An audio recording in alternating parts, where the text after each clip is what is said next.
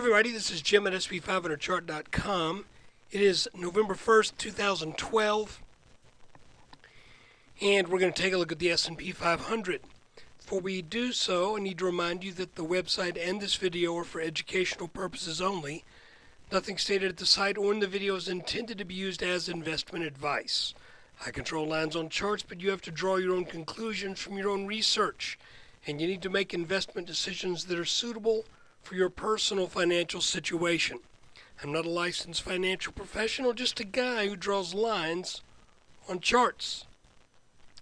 We're looking at a 30-minute chart. I hate days like today because the chart just apparently just takes this kind of a wild turn that though it's only 1%, it was 1% that kind of makes me have to question the validity of some of these trend lines that we've been using. Now, not to a huge degree. I'm going to leave everything exactly as it is. And I'm going to treat this as if we had a breakdown from a little triple top pattern, but the market wants to crawl back over the top of this neckline. Actually, I don't want to say crawl, jump back. It wants to bound back over this line. Apparently, to what end, I do not know yet. We not only got back over the neckline, we also got a bit, not by a technically significant amount. We also got back over this orange line right here, which has kind of been running internal to these three peaks. You can see a number of instances where this orange line has had influence all the way from early or shall we say mid-September. So with this move in mind today, we have to be willing to say that this may be a short, well, it likely is now a short-term reversal that that could send the S&P up a bit further, where we may come back to test some of these resistance lines again.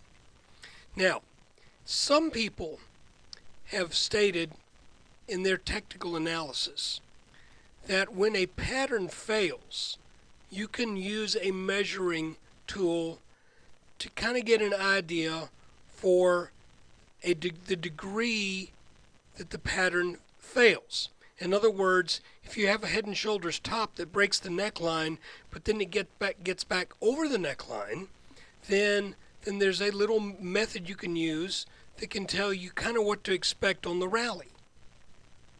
And we're going to use that kind of experimentally. Let's see if this becomes true, because I'm not totally sold on the idea, but let's experiment together. First off, this is the height of our pattern. We were expecting a move down to roughly 1382. That now looks to be something that will not happen, at least in the short term. So what do? Well, we take the same measuring thing and we put it at the lowest point that we had, which was back here in the very low 1400s, roughly 1403 and change. And now we use this to measure a potential target to the upside, now that we're back over this back over this triple top neckline. So that tells us that this move could result in a move to around the mid 1440s. So if there is some continuation of this, I would say that's probably seems about right. Expect another 20 points or so to be added on as a minimum. Now, you also might look at this pattern and say to yourself, well, there may be a couple reasons why we need to head back up. For one reason is this: we never fully reached this top line for this triple top. Now, where that's indicative of weakness, it also may be indicative of the fact that there wasn't quite enough selling pressure in this leg down because it never reached this top line. We didn't get enough selling pressure to see this pattern through to fruition. So therefore, the market wants to bounce back up, maybe absorb some more shares, some more buyers, then possibly heading back down. And if this line breaks a second time, in all likelihood, getting the full effect of that pattern.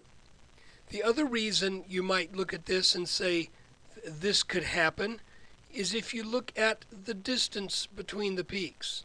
We had one peak that was 1, 2, almost 3 weeks difference between the first peak and the second peak, and then about a week and a half between the second and the third.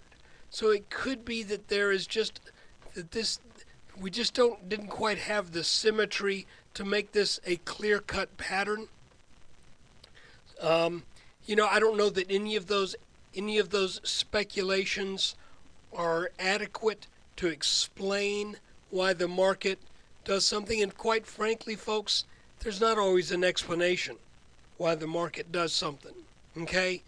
Especially if you're an individual stock. Sometimes you'll wake up and you go, wait a minute, that made no sense whatsoever. I had a biotech stock get slammed 35%.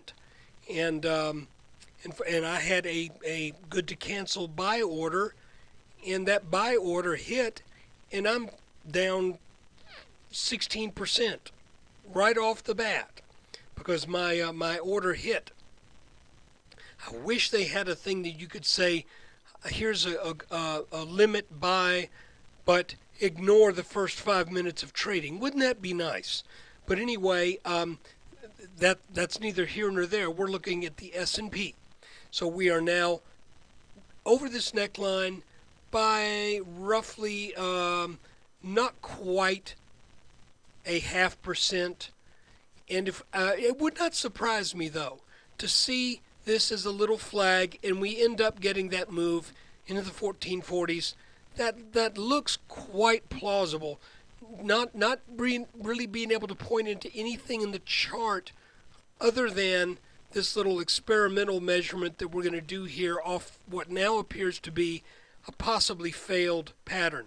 So let's see if this S&P can gather steam and get on up to 1445 or so. And if it does, will it continue to follow through maybe and get up to some of these more well-known resistance lines? Guys, that's pretty simple. It just, this triple top now looks to be in jeopardy of at least in the short term, it has failed.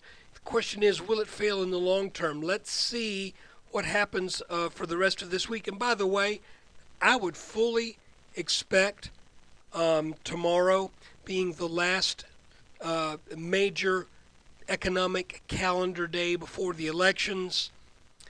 I'm a cynic. You guys have probably been around me enough to know I'm cynical, and I'll be honest with you, I'm pretty conservative politically.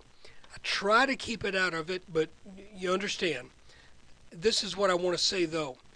The party that's in power will likely do everything they can to massage the employment numbers to be as favorable as possible. So it would not surprise me if we get, if not a surprise with lower numbers tomorrow, at least a hold on that 7.8%. So that may serve as the impetus from a fundamental standpoint for this market to follow through tomorrow with some rally. So let's just see if that happens. Let me see. Let's see if my political, cynical instincts play out here. Because quite frankly, my thesis that the market would not get over this neckline, hey, that didn't work. So let's see if I can just go with it from a kind of a gut level, cynical political level. And now that we have regained this neckline, see if this market can now rally to the mid 1440s as a kind of an experiment here, using a technique that I have not used much before, but I've seen it work a few times. So let's see if it works. So right now, I would say let's look to see if we get up to the 1440s, and could possibly even eventually, as we've talked about off and on, getting up to the 1460s up here to test this red line again. I want to show you just one more thing. You know, I've talked about the possibility that we may be seeing a larger pattern form here. I'm going to make an adjustment with that potential in mind. We're going to put this right here. Okay? I'm changing this bottom line of this larger pattern because it looks like the market wants to rally up here, and if we were to get up to the 1445s and then come back down, all of a sudden now that has an even more plausible potential topping pattern shape to it. Again, I'm not calling it that pattern, and you know something that kind of bothered me during the weeks when I would talk about this possibility is the fact that it looked like there wasn't that much room for a right shoulder to form. So maybe this break of this neckline is that event getting ready to take place, where for a few weeks we will stay in the mid 1400s, then round off maybe and come back down for this level right here, which has now been adjusted. Just worth considering. Hey, thanks for watching. Appreciate you taking time out of your day to do so. Thank you for your support, and I hope you didn't eat as much candy as I did.